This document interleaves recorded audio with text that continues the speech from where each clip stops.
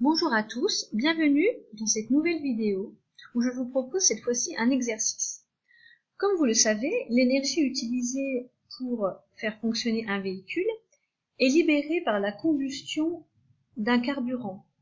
Ce carburant peut être de l'essence, mais certains constructeurs proposent aujourd'hui d'utiliser par exemple du bioéthanol.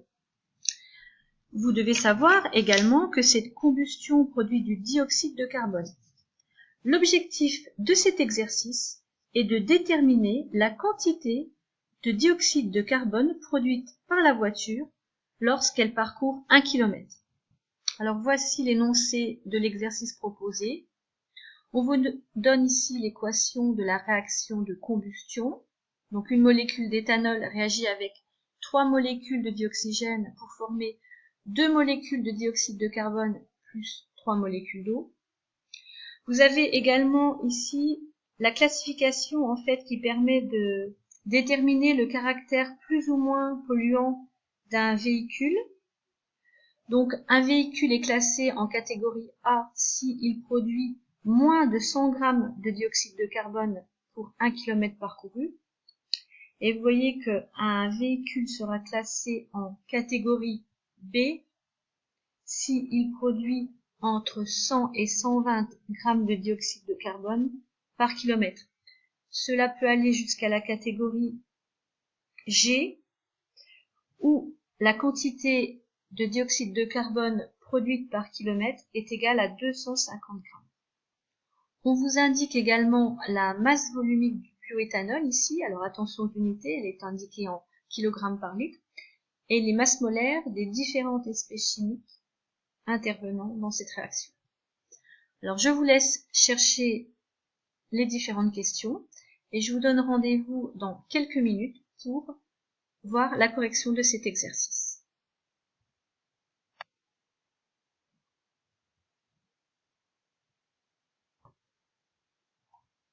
Alors, première question. On veut déterminer la quantité initiale de bioéthanol nécessaire pour parcourir 100 km. Il faut exprimer cette quantité de matière en mol. Donc, nous allons appliquer la relation faisant intervenir la masse volumique, N égale ρV sur grand M, en faisant bien attention aux différentes unités.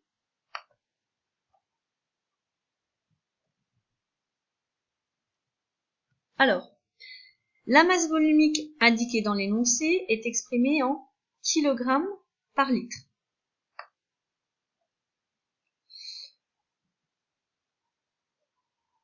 Mais quand on calcule une quantité de matière,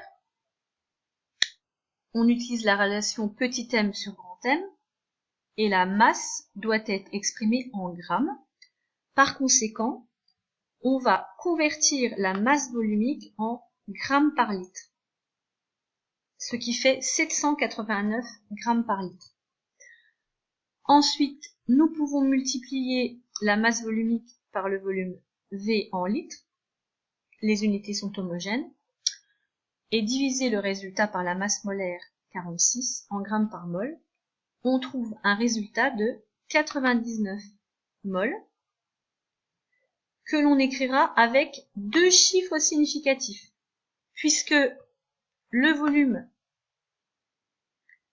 de bioéthanol comporte deux chiffres significatifs, le 5 et le 8.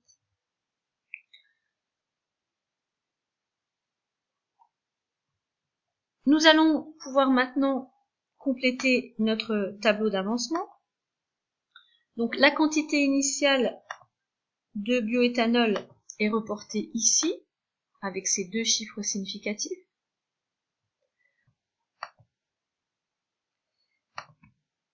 La quantité initiale de dioxygène n'est pas connue ici. D'ailleurs, elle n'est pas nécessaire puisque le dioxygène est en excès. Les quantités de dioxyde de carbone et d'eau sont nulles. Ce sont des produits. Alors, nous allons passer à la ligne suivante.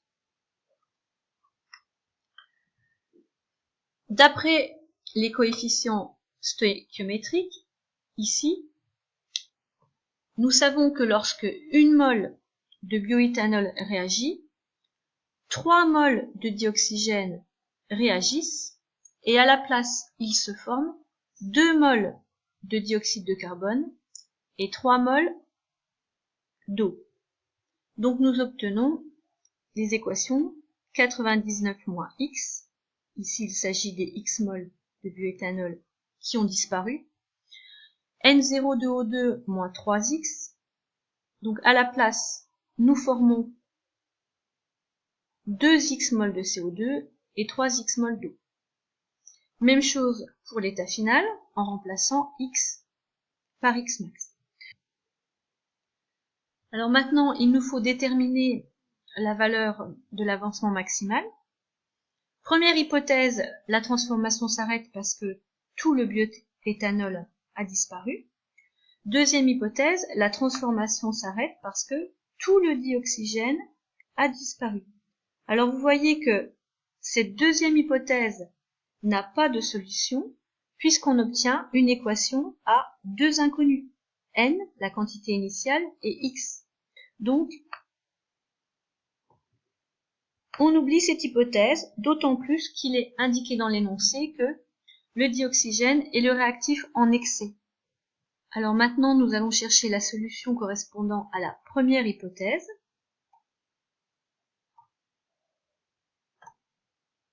Il faut résoudre l'équation suivante. Donc la solution de cette équation est x max est égal à 99 moles, bien sûr. Donc maintenant, nous pouvons compléter la dernière ligne du tableau d'avancement.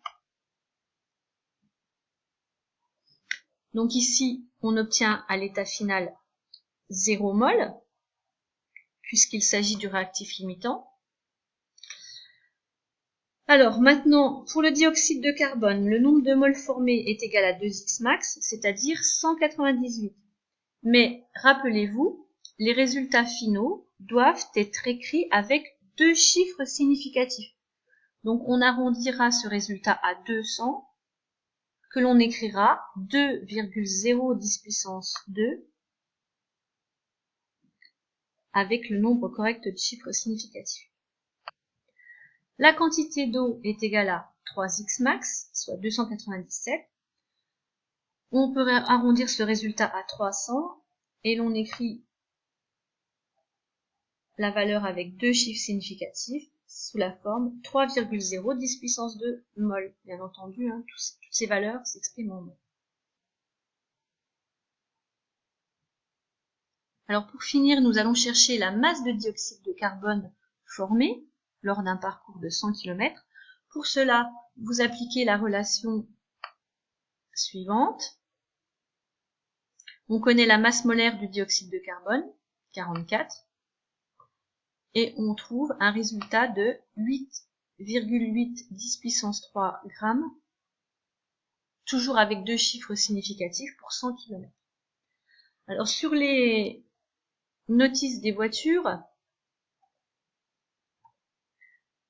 les quantités de dioxyde de carbone correspondent à une distance de 1 km, alors que nous avons calculé des quantités pour une distance de 100 km. Donc, il va falloir diviser les résultats obtenus par 100. Donc, pour un parcours de 1 km, on obtient 8,8 10 puissance 1 g, c'est-à-dire 88 grammes. Donc, nous avons bien vérifié que notre véhicule se trouve dans la catégorie A. Merci pour votre attention et à bientôt pour une prochaine vidéo.